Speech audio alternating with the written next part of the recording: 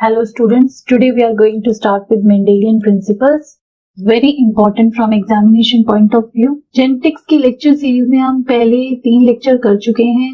Lecture 1 था जिसमें हमने जेनेटिक्स इंट्रोडक्शन टू जेनेटिक्स के बारे में अच्छे से डिस्कस किया और पढ़ा था. लेक्चर 2 में हमने concept of gene, concept of chromosome, DNA and gene, बहुत इंपॉर्टेंट लेक्चर था ये. और लेक्चर 3 में हमने कुछ की टर्म्स को समझा था ऑफ मेंडेलियन जेनेटिक्स या क्लासिकल जेनेटिक्स कह सकते हो. लेक्चर 4 में हम पढ़ने जा रहे हैं Mendelian principles.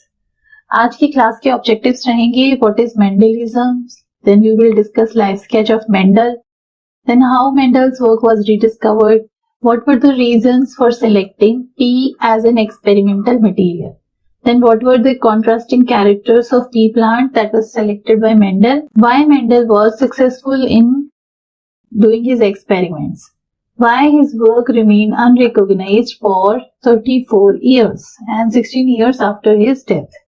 Then we will discuss a bit about emasculation and begging techniques of Mendel. तो चलिए आज की क्लास शुरू करते हैं. सबसे पहले मेंडलिज्म क्या है? Mendelism means according to Mendel, something according to Mendel.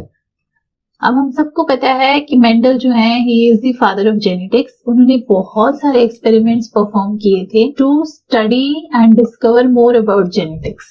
Also he described about the mechanism of heredity. और इन सारी स्टडीज से फिर उन्होंने कुछ लॉज और प्रिंसिपल्स फॉर्मुलेट किए जिसको हम मेंडलिज्म कहते हैं. यानी कि कुछ चीजें मेंडल की लॉज और प्रिंसिपल्स के अकॉर्डिंग हो सकती हैं, लेकिन ऐसा भी हो सकता है कि कुछ ऐसी चीजें हैं जो नॉन मेंडलिज्म के अंतर्गत आती हों, यानी जो ऐसे कुछ रूल्स, ऐसे कुछ फिनोमिनन्स जो मेंडल के प्रिंसिपल्स को फॉलो नहीं करते. आई होप तो मेंडलिज्म क्लियर है आपको. ग्रेगर जॉन मेंडल बहुत बड़ा नाम है ये जेनेटिक्स के इतिहास में. He was known as the father of genetics and उनका जन्म हुआ था 1822 में और उनकी मृत्यु 1884 में. ये जो आप प्लांट देख रहे हो, this is the soul of genetics.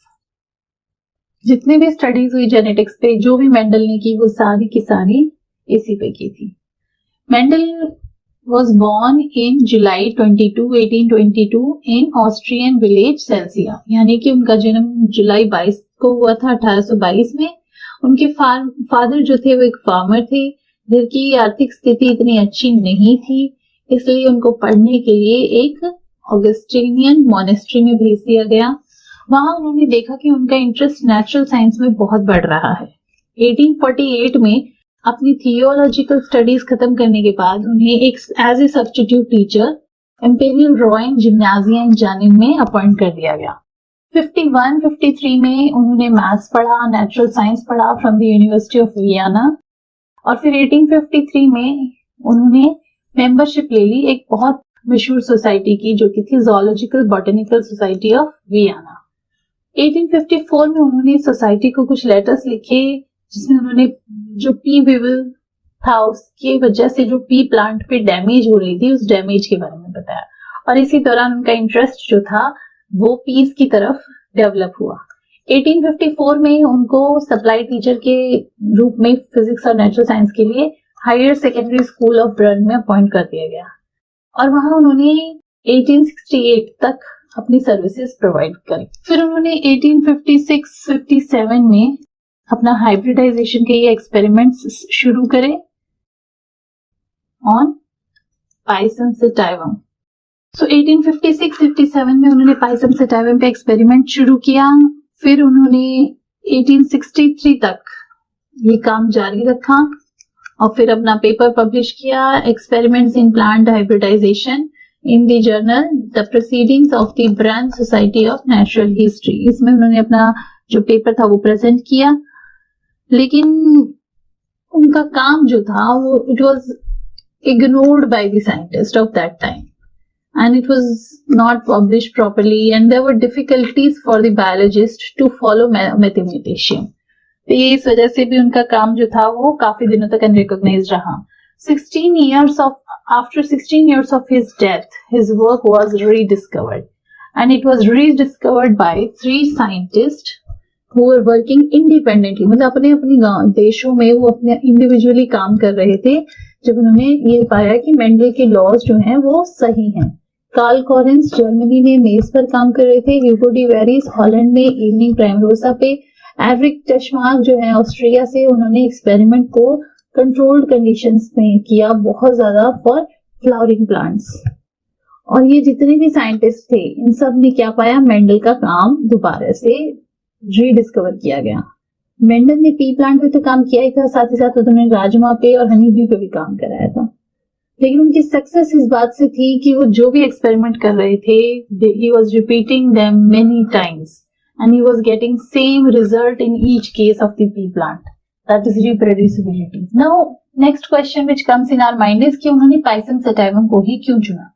वो कोई और प्लांट ले सकते थे, वो राजमा पे काम कर रहे थे, वो राजमा ले सकते थे, तो उन्होंने कुछ सर्टेन कैरेक्टर्स की वजह से राजमा इसको पी प्लांट को चूज किया। ऐसे 7 कैरेक्टर्स थे जिनको उन्होंने चूज किया। नंबर 1 है वो है वेरिएशन। अब अगर मैं आपसे कहूं वेरिएशन का मतलब आप क्या समझते हैं? वेरिएशन का मतलब है ऐसे कैरेक्टर्स जो बहुत ही इजीली आप डिफरेंशिएट कर सकते हो। ऐसा नहीं है कि आपको वहां 10 साल तक या 5-5 साल तक बैठ के यही अंदाजा लगाना पड़े कि ये जो कैरेक्टर है, अब सपोज ये एक प्लांट है, अगर मैं आपको कहूं कि भाई इसमें से टॉल कौन सा है, ये टॉल है, ये डॉर्फ है, लेकिन अगर मैं आपको कहूं अब इसमें से बताओ टॉल कौन सा है, तो ये थोड़ा सा कंफ्यूजिंग हो जाता है। लेकिन पी के केस में ऐसा नहीं था क्योंकि जो वेरिएशंस थी वो बहुत कॉन्ट्रास्टिंग थी। रिप्रोडक्शन, क्योंकि पी प्लांट एक बाइसेक्सुअल फ्लावर है तो जनरली नेचुरली सेल्फ पॉलिनेट करता है, लेकिन हम कंट्रोल्ड कंडीशंस में जो कि बहुत ही लेबोरियस पर जो है वो काम है, लेबोरियस एक्सपेरिमेंट है और इसमें गलती के लिए कोई जगह नहीं है। सो यहाँ क्रॉस पॉलिनेशन किया जा सकता है बाय इमैस्कुलेशन और बैगिंग। लाइफ साइकिल बहुत छोटा है पी प्लांट का और एक ही बार में जो बहुत ज्यादा अमाउंट में ऑफस्प्रिंग्स जो है वो ग्रो हो जाते हैं बहुत ज्यादा, तो इस वजह से ये वेल सूटेड था फॉर द हाइब्रिडाइजेशन एक्सपेरिमेंट और for Mendel to take it as a experimental material. अब यहाँ देखिए आप हर कैरेक्टर को जो है ना बहुत अलग से डिफाइन कर सकते हो। ये व्हाइट कलर है, ये पर्पल है, ये आपका जो है राउंड ग्रीन, ये आपका येलो और कंस्ट्रिक्टेड रिंकल्ड कहिए, कंस्ट्रिक्टेड कहिए, ये पॉड शेप ग्रीन है, ये येलो है, ये पॉड शेप इन्फ्लेटेड है, ये पॉड आपका जो है ये रिंकल्ड है। यहाँ इसकी हाइट देखिए, ये एक शॉर्ट प्लांट है और यहाँ इसकी हाइट देखेंगे तो ये एक लॉन्ग प्लांट है। अगर इसके फ्लावर्स यहाँ आते हैं मतलब एक्सिस पे आते हैं तो वो एक्सियल, और अगर वो टॉप पे आ रहे हैं एकदम टर्मिनल पोजीशन पे तो वो टर्मिनल फ्लावर्स। अब नेक्स्ट है monohybrid cross performed by Mendel. ये इसीलिए मैं आपको दिखा रही हूँ कि मेंडल ने एक एक कैरेक्टर लेके और इनको क्रॉस किया था और ये कैरेक्टर्स देखिए, इनके ट्रेट्स, ये जो ट्रेट्स हैं जिनको मैं आपके सामने भी सर्कल कर रही हूँ, ये सारे डोमिनेंट और रिसेसिव ट्रेट्स हैं। पहली बात तो डोमिनेंट क्या होता है? डोमिनेंट एलील वो एलील होता है जिसके प्रेजेंस में कोई दूसरा ट्रेट एलील अपने आप को एक्सप्रेस नहीं कर पाता। अब ये जनरली कैपिटल लेटर से लिखा जाता है और रिसेसिव स्मॉल लेटर से लिखा जाता है। ये capital D hides the expression of small d, तो वो डोमिनेंट कैरेक्टर होता है। ठीक है, so now what were the characters that Mendel selected for the experiment? कौन कौन से कैरेक्टर थे? सबसे पहले फ्लावर कलर। यहाँ देखिए ये फ्लावर है, यहाँ व्हाइट है, यहाँ पर्पल है, तो purple and white. Purple is dominant character and white is recessive. ऐसे ही फ्लावर पोजीशन मैंने आपको बताया था कि अगर यहाँ फ्लावर्स हैं, एक्सिस पे फ्लावर्स हैं तो एक्सियल हैं, अगर टर्मिनल पे हैं तो टर्मिनल है, यहाँ है तो। Then seed colour, seed colour yellow और ग्रीन, ये सीड है, ये येलो है और ये ग्रीन है। सीड शेप, ये राउंड है और ये रिंकल्ड है। ठीक है, then round is your dominant. Pod shape की बात करें, इन्फ्लेटेड, ये फूला हुआ स्वॉलन, ये आपका इन्फ्लेटेड पॉड शेप है, ये कंस्ट्रिक्टेड है। पॉड कलर ग्रीन भी है और पॉड कलर येलो भी है और पॉड कलर ग्रीन जो है वो डोमिनेंट है। और हाइट की बात करें तो generally height is dominant, height is the character and tallness is the trait of the organism. ठीक है, ये एक ट्रेट है टॉलनेस। यहाँ पे देखिए जहां भी स्टार्स लगे हुए ये सब डोमिनेंट कैरेक्टर्स हैं। Your yellow seed colour is dominant, your round seed shape is dominant, seed coat colour grey is dominant, flower position axial, stem length tall, pod shape inflated and pod colour green, ये सब dominant characters है। क्या वजह रही कि Mendel जो थे वो इतने सक्सेसफुल हुए? कि एक तो वजह ये थी कि बाकी जो साइंटिस्ट मेंडल से पहले काम कर रहे थे वो क्या कर रहे थे, वो स्टडी कर रहे थे many characters at one time, जबकि मेंडल क्या कर रहे थे, वो इनहेरिटेंस स्टडी कर रहे थे एक या दो कैरेक्टर्स का।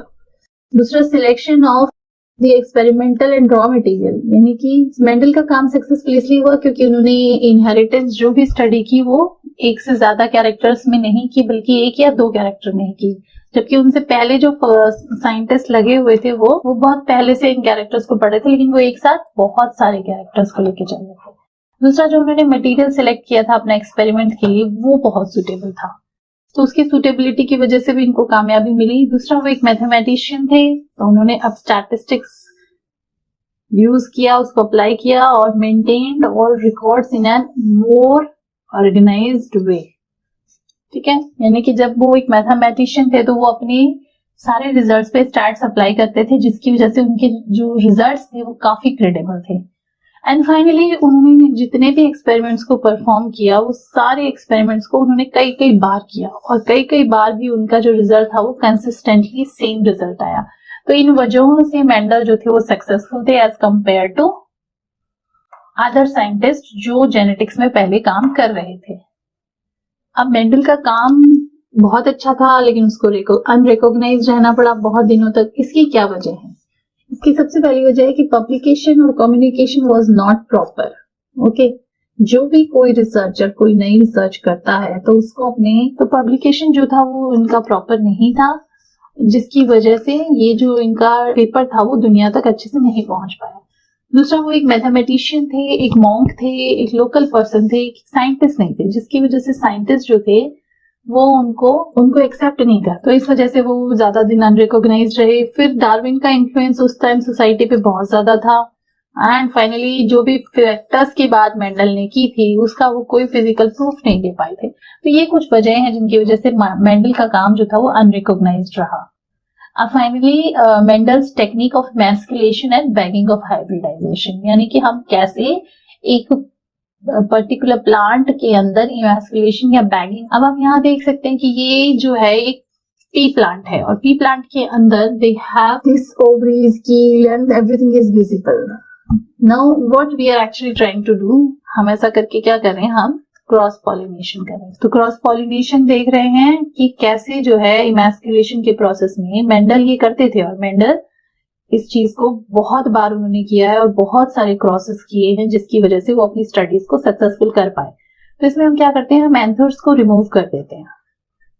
किसी एक पर्टिकुलर फ्लावर से एंथर्स आर रिमूव्ड, ठीक है ना, क्योंकि हमारा जो पी प्लांट का फ्लावर है वो एक बाइसेक्सुअल फ्लावर है, बाइसेक्सुअल जिसके अंदर दोनों ही सेक्सेस प्रेजेंट हों, तो मेल पार्ट भी है और फीमेल पार्ट भी है। तो इमैस्कुलेशन में male part is removed without damaging the female part, right. ये जब बहुत एक्सपर्ट प्लांट ब्रीडर्स होते हैं जो अपनी डिजायर्ड क्वालिटी का प्लांट ऑब्टेन करने के लिए इमैस्कुलेशन का यूज करते हैं। तो एंथर्स के रिमूव करने के बाद ये जो पार्ट है जहां से हमने एंथर्स को रिमूव किया था, हम उस पूरे फ्लावर को ही कवर कर देते हैं बैग से, इसलिए हम कहते हैं बैगिंग। तो जब हम इसको कवर कर देते हैं तो इससे क्या होता है कि दूसरा कोई भी पोलन ग्रेन वहां नहीं आएगा, जिसकी वजह से पॉलिनेशन सक्सेसफुल नहीं होगा। और बाद में जब मैच्योर हो जाएगा फ्लावर और जो हमारे फीमेल पार्ट्स हैं फ्लावर के, तब वाइबल और स्टोर्ड पोलन ग्रेन को हम उसके ऊपर डस्ट कर देते हैं ताकि हम आर्टिफिशियल पॉलिनेशन को होने दें और हम अपनी डिजायर्ड प्लांट वेराइटी को ऑब्टेन कर पाए। It's very simple. 4 स्टेप का इमैस्कुलेशन प्रोसेस, 3 वर्ड है, इमैस्कुलेशन और bagging and desired plant. I hope आपको ये सभी कॉन्सेप्ट समझ में आ गए होंगे अच्छे से। अगली वीडियो में मिलेंगे हम डिफरेंट टाइप्स ऑफ क्रॉस को लेकर। तब तक देखते रहिए और सीखते रहिए। नमस्कार, आपका दिन शुभ हो।